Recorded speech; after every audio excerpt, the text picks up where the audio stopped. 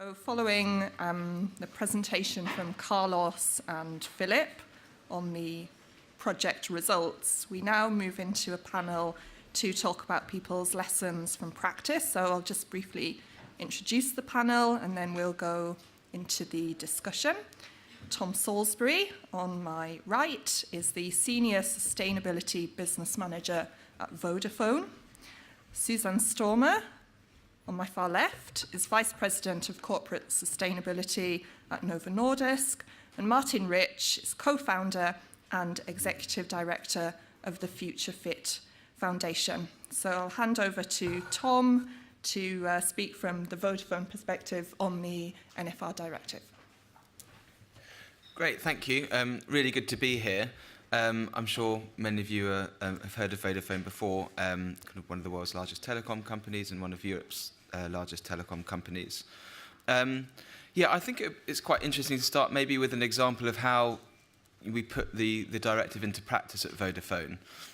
Something Philip said in the session earlier, I think really resonated, which is around the directive being extra firepower. Vodafone, as kind of a large, mature company, has been kind of reporting on sustainability for a long time. But what the directive did allow us to do is particularly really upweight the kind of non-financial sustainability content reporting in our annual report.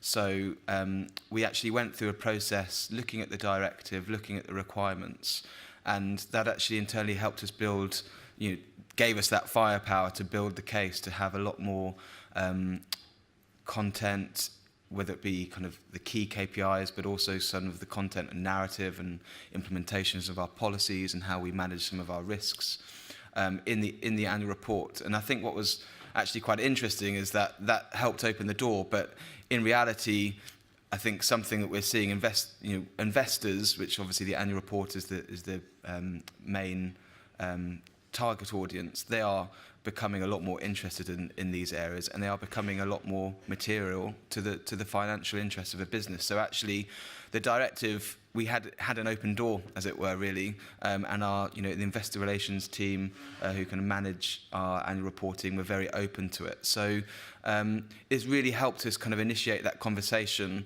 to expand our disclosure, and yeah, extra firepower, again, I think is a really, really good way of putting it.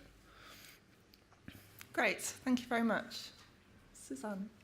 Yeah, thank you so much. So Novo Nordisk is headquartered in Denmark, and Denmark prides itself of having actually implemented the non-financial directive very early. So as of 2015, companies of a certain size were supposed to report against that directive. Then the requirements were then, more specified more recently, and then as of this year, then there will be also new requirements in Danish legislation. So how has the non-financial reporting directive helped us? Well, frankly, it hasn't, but that's basically because we were already reporting at a very high level in terms of both our annual reporting and our what is called non-financial reporting. And I should make a disclaimer here because, frankly, we don't really like non-financial reporting. We like to talk about pre-financial reporting because this information, whether it's human rights or business ethics, is something that will have financial implications. We also see it very much in the climate space, where there is a consensus that climate-related risks indeed do have financial implications, which is why we have the TCFD and other initiatives. So how has it still helped us? Well, what we did in a couple of years back was to then have two. So even if I said we have integrated reporting, we've had integrated reporting since 2004, but we had a backdoor, and that backdoor is fully acceptable in the legislation, in the Danish implementation, namely that if you do issue a communication in progress to the UN Global Compact, then that will do the trick. So what we did was actually to raise the level of quality of our communication and progress, to have an assessment of the risks against the criteria, the 10 principles of the Global Compact. So if you look at our Global Compact report in the communication and progress in 2016, you will see that we're actually doing very much by the book what we are supposed to do as per the report, the directive here that we are discussing. But then we realized, well, it just doesn't make sense, and sorry, Tom, but for us, it doesn't make sense to have 2 reports if we pledge allegiance to integrated reporting. So as of 2008, and our 2018 report came out last Friday, you will see that in the annual report, we do have full compliance with the non-financial directive within that report. We still have links outside of the report to additional information online, but then we have slimmed and trimmed the communication progress, so that is now only a reference. So what has that done for us, and how specifically do we then have content? And I want to compliment Philip and Carlos for this report, because I think it's incredibly helpful to show what companies are not yet doing. So being a Nordic company, I was obviously pleased to see that Nordic companies report better than the rest. So thank you for making that point. What we can also see is that actually all of the Nordic companies that report based on an overview that was done by Datamaran is that all of the companies now include business ethics and human rights in their reporting. So I think just to say credit to the human rights agenda, that it has really moved up. And here I think the non-financial directive has helped sensitize companies to the fact that human rights are indeed material for the success of the business. So human rights and business ethics are moving up. And then just to wrap up here for now, to say that what we did in our 2018 report was not to list all of the salient human rights issues, because we want the report to be compact, but then to discuss the most important of those salient issues. So we are discussing global labor guidelines for our own operations and how we've been assessing that, and discussing the results.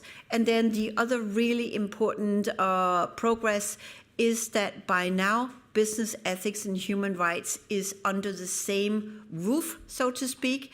It's considered responsible business conduct.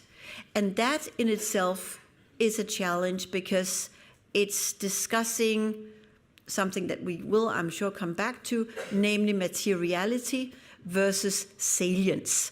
So just to say that when you put these things together into the annual report, you will have to have a lot of very complex and difficult discussions.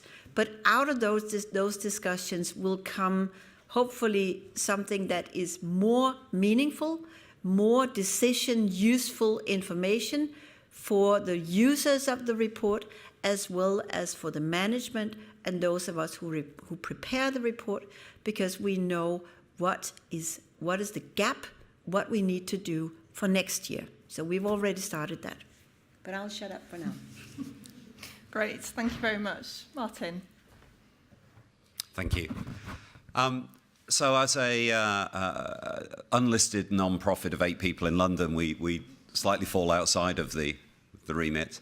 But I'd like to just sort of pull some of the reflections from the data, actually, and building very much on the comments that Susanne just made. The notion of future fitness, probably a term most of you haven't heard yet. I hope that will change a lot in the coming years.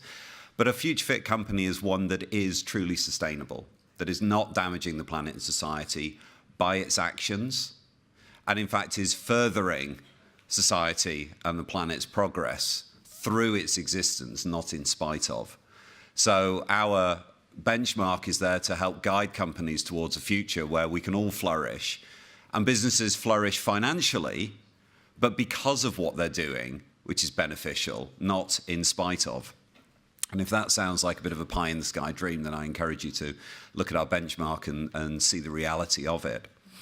But within the data that's come out of this report, which I totally applaud the work that the team have done, it's great. And I know it's very early stages and that they want to go a lot deeper and a lot further. And I think that's going to pull yet more information out. But already we're seeing patterns in the data that's probably not surprising. And just three things that I'll touch on that are all interlinked, I think, is the longevity of decision making, the introspectiveness of companies' current focus, and this lack of clear ambition as to where companies are really going when we consider these types of issues.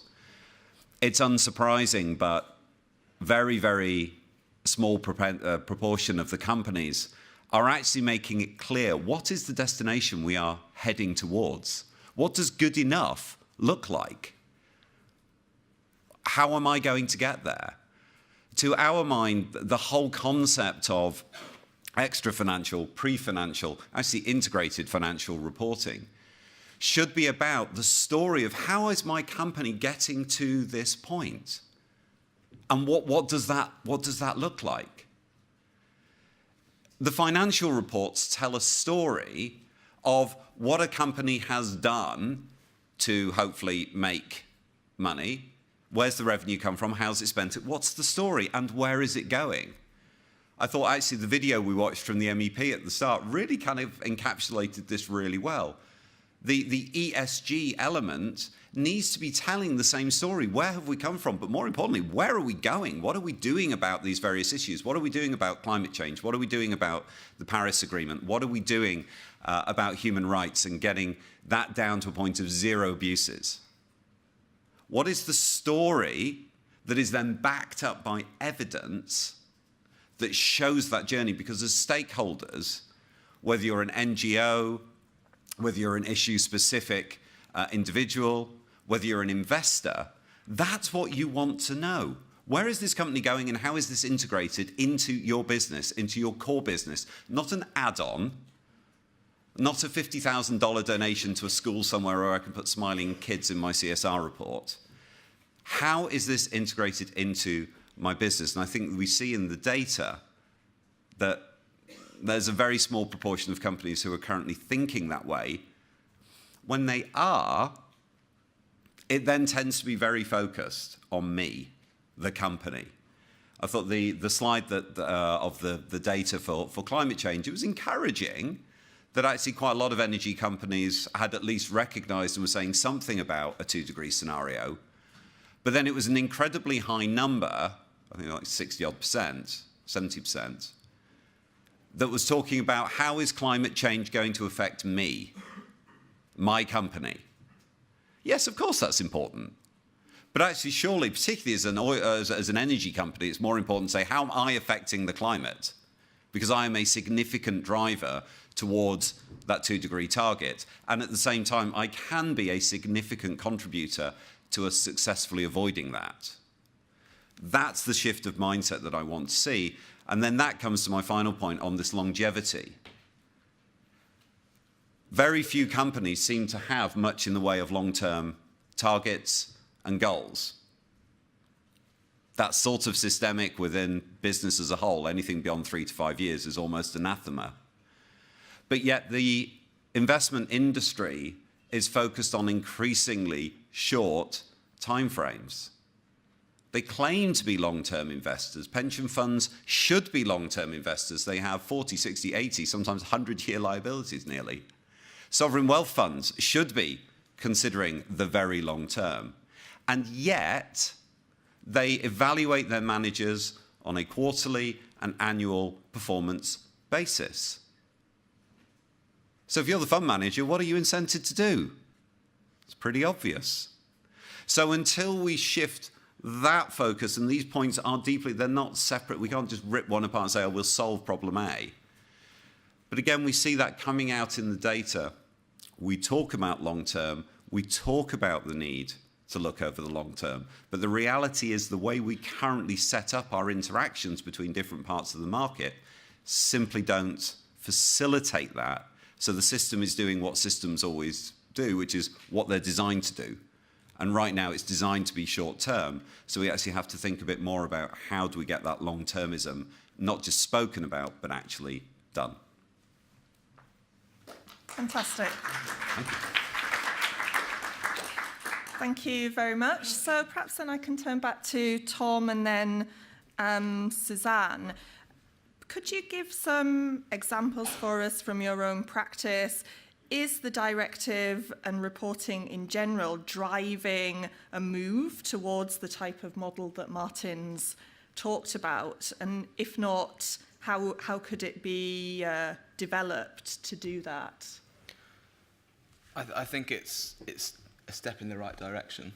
I think one of the challenges with the directive is the broadness, which sometimes then means when it comes to kind of we talked about it before, the kind of comparability, that there maybe are some limitations there. So, you know, in some areas, I think we are in a much better place. So something like, you know, obviously carbon emissions, where there's kind of defined standards, whereas others, particularly some of the social issues, there's a lot more room for interpretation. So it's and I know this wasn't in scope of the research to say, well, okay, if there's a KPI there, whether it's good or bad, but I think there's a lot more to do in terms of actually, even for the companies where they're reporting on their social impact, human rights impacts, is that actually the right KPI, and is actually their performance in line with what they need to achieve, whether it be, you know, their contribution towards the SDGs, or actually meeting kind of the requirements of the directive. I think there's a lot more there that we need to do to define the role of performance that each business would play. Thanks. And I wonder if you could just say a little bit about reporting practice in your own firm, what you've seen, if and how that's developed since the directive came into effect. I mean, I guess one thing I would say is that we have, you know, across our reporting, there are many different audiences, and kind of the materiality of some of these issues will vary for across those audiences. So to give an example, take human rights as an issue. So we would, in our annual report, absolutely kind of cover the main points that are covered in the directive in terms of what are our salient human rights issues, how we address that risk, and giving some examples. But then we also know for a number of our stakeholders, maybe not necessarily our investor stakeholders, but other stakeholders, civil society, NGOs, employees even, they want the next level of information. So that's why, you know, we still produce, you know, a sustainability report at the same time, which goes into a lot more depth that we wouldn't be able to go into in our annual report, into some of those issues. But then I think even within that, there are some issues that are even you need to go even deeper. So, for example, for Vodafone, digital rights, digital freedoms, freedom of expression are kind of some of our most salient human rights risks. And that's where we, again, would produce separate reporting, country by country reporting on kind of law enforcement disclosure requests that we'll get from governments around the world. You know, we operate in some, particularly in some countries where there are some real freedom of expression issues. And we want to be as transparent as we can within the laws that we're able to around the types and number of requests we get. Now, a lot of that information wouldn't be able to go into the annual report unless we were to kind of make this document a lot thicker, and I don't think that's where we want to go. But I guess the point is there are different levels of depth that some of these issues we need to go into, and that's just one example of where we know that from an annual report and kind of directive compliance perspective, there's one level, but we know, you know, we need to go a lot more deeper in some of these areas to kind of satisfy different stakeholder demands, and we want to be as transparent as possible. Great, thank you. And Susanne, if you'd like to reflect on the same issues. Absolutely, and just building on what was said before, also by Tom. So we consider the non-financial directive as a very welcome and very important step forward in defining what companies must report in their annual report. And from our perspective, the strongest elements of the non-financial directive are actually the requirements that you present your business model. So what are the resources you rely on? What are the relationships you rely on? How do you create value? Because if you start with that as a company and start understanding, so what is actually my business model? Then you also begin to get a better understanding of where are then my impacts. And then the smarter companies will then also realize that when you talk about impact, then there is positive value created and there's potential harm done or value destroyed. And this part, the value destroyed, is one that we generally don't like to talk about that because we like to think that we are God's gift to humanity, whatever company we are. But we are destroying value. And that is why so the business model, I will get back to that, but the business model and then to identify your key risks, your mitigating actions. Those aspects are the most important. But then what is often then also discussed is the absence of specific KPIs in the non-financial directive. And some would argue that we need to have more specific KPIs in the directive. I would hold the position that we actually have we have existing standards, we have frameworks that will help us do that. So since we have talked about human rights, is obviously the UN Guiding Principles reporting framework that helps you identify what are your salient human rights issues. And then it taps very nicely and segues into how can that fit with the non-financial directive. The issue, as I said before, is that salient issues take the lens and look at the risk to people. Whereas in an annual report, you would tend to look at what is the risk to the business. So that's the conundrum that we've tried to fit. And here I would say that we've been using the FutureFit business benchmark to do an assessment of Novo Nordisk's performance. So that we have not yet publicly reported, but we have actually done an assessment to ensure that we know what good looks like and where we have gaps. And yes, we do perform well on many of the indicators, but there are areas where we can do better, thankfully. So that is part one of the FutureFit benchmark. The part two is then the positive pursuits. And that's what companies tend to put into their reports is, in the case of Novo Nordisk as a healthcare company, we can talk about how we provide access to healthcare as a supporting human rights. But we also have to talk about how we potentially present through our activities risks to people.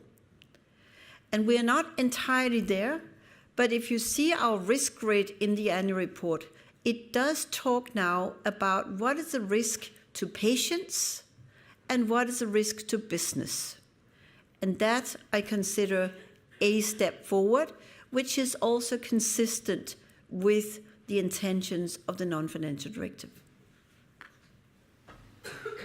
Great, thank you very much.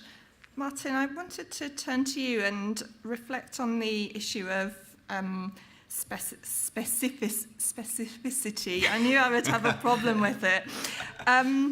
We want, how can we strike a balance between minimum requirements on content and quality without an exhaustive list of KPIs, which I think there seems to be agreement is not a good direction of travel?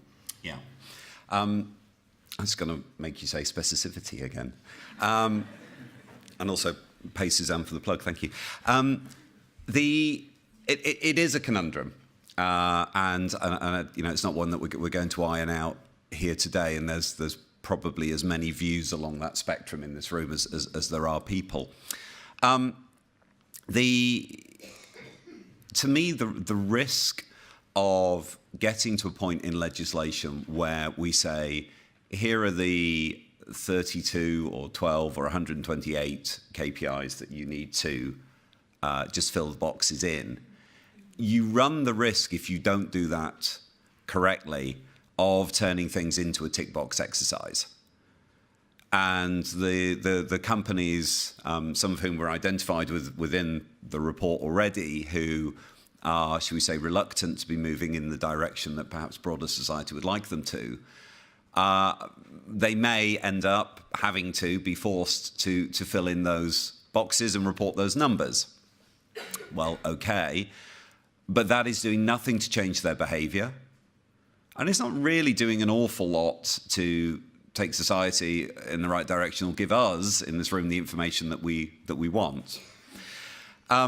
I fear we also get into a big fight as to what those 26 indicators that we're going to put down are. And that ends up then probably becoming more of a political argument rather than a sort of a pragmatic argument.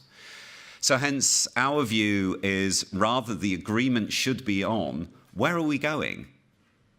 Harking back to what I said in my opening comments, we can agree on some of these things. In fact, we have a whole set of different frameworks agreeing what a good future looks like. We built our framework on system science. We have the Paris Agreement. We have a 2-degree target. We possibly even have a 1.5-degree target for the optimists in the room. We know what good human rights looks like. We have great guidance around that. All of these things were brought together a couple of years ago, and I'm going to claim the bingo award here for being the first person to say the SDGs. But they exist. They are a common framework of at least explaining what the future is that we want to get to. They are not a good framework for corporate reporting. They weren't developed to be that, so that's not a criticism. If there's a criticism, it's that they were created with very little input from the private sector and then dumped on the private sector to deliver. So if there's a lesson to be learned for 2029 when we start thinking about the NDGs, the next development goals, let's get the private sector involved maybe a bit more and a bit earlier would be my recommendation. But they do give us an overarching framework of what we want society to look like. No poverty. Yeah, get behind that. No climate change, or at least restricting the damage of climate change. Protecting life underwater, protecting life on land. Yeah, we get that. Okay, so we have this picture. So to me, that is what we can all agree on. My goodness, a Brit in Brussels saying this is what we can all agree on. Political joke. We can all agree on something. Now, let's see that as the target that we're heading towards, and let's create an environment where we move towards that in that consistent piece. We talk about the journey in a consistent manner so it's comparable. Potentially we get to the point of it being verifiable, very important. And then we have the comparability that we require and so on and so forth, but we do it in a manner where we're not saying, here's the 10 things that we all need to write in a report. And that there's a real business opportunity there as well, and I think that's also the key point around a lot of this. You know, that for me, I don't see a contradiction in any of these requirements and the objectives that we're trying to get to with what a sustainable business looks like. So the question I think we had earlier around, you know, what could this requirement look like in other parts of the world? Again, well, actually, if a business is being managed in the right way for it to be a sustainable business, then these are material issues for the success of that business and the contribution towards meeting the SDGs. If a business is playing its part, that is how you define a sustainable business. So I remember years ago, I was previously at SAB Miller, the global beer company, when we were first looking at the SDGs. And actually, when we were going through kind of the kind of different requirements and how they could fit into the business negative, positive impact, it was very apparent, actually, when you were going through that, that's helped, basically, your contribution to the SDGs helped define what your sustainability strategy should be like to be a sustainable business. So there's not, in my mind, there's no contradiction between kind of a success of a business and actually meeting this directive, which I suppose is it makes it even more surprising why so many businesses aren't actually, some of the numbers were very low in terms of how businesses are complying to the directive. And if I was an investor in one of those businesses, I'd really want to know why. Can I just make a comment? And I think it's wonderful that I actually get an opportunity to disagree with Martin, because some people might think that we are just, brothers in arms. So I would actually say that the business community was invited by the UN to be part of the conversations and part of framing the sustainable development. And that was very welcome. So I was personally, our company was very much involved in some of these consultations. And yes, what we should be mindful of is that the mandate of the UN is not to influence what companies are supposed to do. The mandate is what the member states can do. So that's why that's the scope of the SDGs. But then companies, as you rightly say, can then interpret what does it mean for us. But I think there is, and clearly this room will know that better than anyone, there is the trap of falling into that SDG washing, where you then pick your goal and say, so I contribute to goal number 9, and then we do all of these great things. So again, just be mindful that if you want to assess your company's performance against the SDGs, be sure that you also check out what do you do that detracts from progress. So not just counting the brownie points of what is your business, what is your core business, but really identifying what are the risks. So life underwater is a great example, where initially I would say, as a pharmaceutical company, well, we don't really do business underwater, so that's probably for others, right? But we actually produce our medicines in devices made of plastics. And I will guarantee that some of that plastic ends up in the sea, right? So yes, we do have a responsibility for life underwater. So it's just that coming back to understanding what is your business model and where are your impacts, then you can sort them out and say, this is a plus, this is a minus, let's try and even out that balance. An even more extreme example of that is one or two large tobacco companies who currently claim to be supporting the SDG on health. It's true, because they're shifting from traditional cigarettes to electronic cigarettes. And electronic cigarettes are much better for you. They take a lot longer to kill you. So we're killing less people more slowly, is basically what they're saying. I'm not convinced that was what the health SDG was about. Thank you. I wanted to turn to the results of the study, and if I could come back to you, Susanne. You've talked about, your company was ahead of the game, the directive wasn't that helpful, you were already there. Why do you think so many other companies seem to be not getting this? What's the issue there, and how can we tackle that? Well, I think the fact that in Denmark we've had a legislation that was a precursor for the non-financial directive has been helpful for many Danish companies. But what we've also seen is, and I think that's also what your report speaks to, you can check whether they include information, but not really the quality of the information. So I think what we need to strengthen is companies, and here I talk about company management's understanding of these risks and understanding that these are indeed material risks and opportunities for your business to be part of that transition towards that beautiful, sustainable economy that we would all like to see. So I think what we've been missing is perhaps painting that picture of what does good look like. And here I see a great opportunity in beginning to piece together all of the elements we now have in place. So the non-financial directive for me is a centerpiece around which we have reporting standards, frameworks, the SDGs, a number of other policy initiatives. Modern Slavery Act was mentioned also.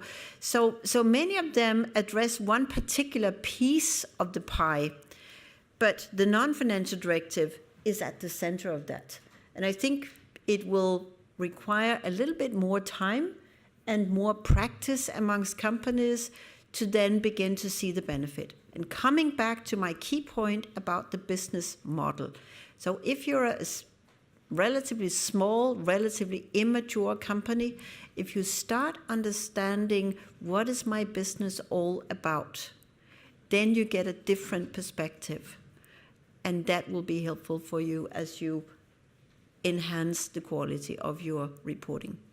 I think the time point's actually really important as well. I mean, it's last year was the first year of implementation, and I think the report, it provides a really useful benchmark to kind of look at where we are now, but also highlight where we need to get to. And I think, there's no real surprise that one of the findings was that smaller businesses have maybe struggled with it compared to larger businesses. It's going to take time for some of this is going to be newer to some businesses, so it's going to take time for them to work out, well, what does this mean for them? And I think the other area where where there's a real opportunity, I think, for much better kind of sharing of best practice is around impact measurement and effectiveness. And it wasn't a surprise that that's one of the areas where some of the numbers were the lowest. Measuring impact, in some areas is really tough.